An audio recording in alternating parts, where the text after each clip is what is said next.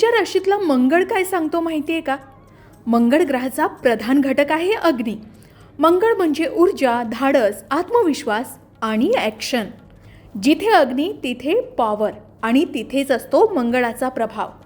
म्हणूनच मंगळ मजबूत असेल तर व्यक्ती होतो फिअरलेस, बोल्ड आणि लीडरसुद्धा.